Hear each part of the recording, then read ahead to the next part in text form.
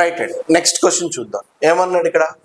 ప్రముఖ బౌద్ధ కేంద్రమైన ధాన్య కటకం ఏ ప్రాంతంలో ఉందని అడిగాడు.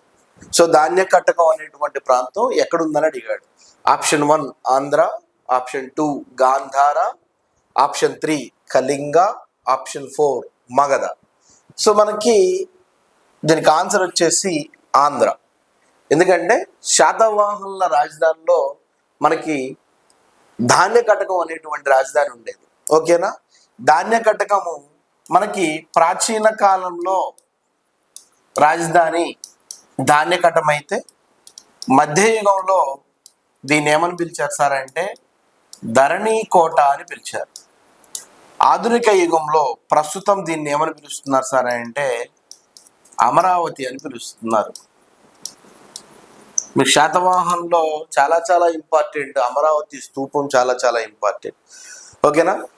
సో బౌద్ధ కేంద్రమైనటువంటి ధాన్య కటకం ఏ ప్రాంతంలో ఉంది సార్ అంటే ఆంధ్రాలో ఉంది. ఆనాడు బౌద్ధ కేంద్రంగా ఉన్నటువంటి ధాన్య కటకం రాజధానిగా ఉండేది శాతవాహనులకి. ఓకేనా?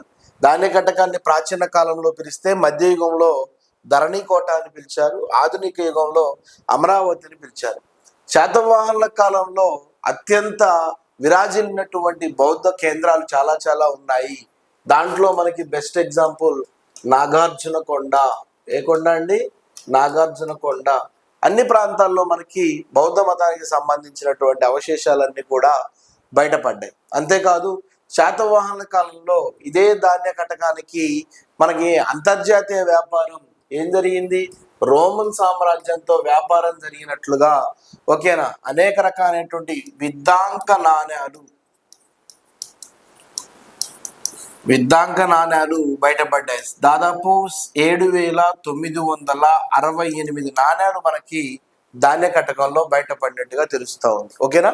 సో ఈ ధాన్య కటకం అనే ప్రాంతం ఈ రాజధాని ఏ ప్రాంతంలో ఉందని అడిగాడు. 2 కాదు, 3 కాదు, 4 కాదు. ఆప్షన్ 1 వచ్చేసి ఆన్సర్. Thank you.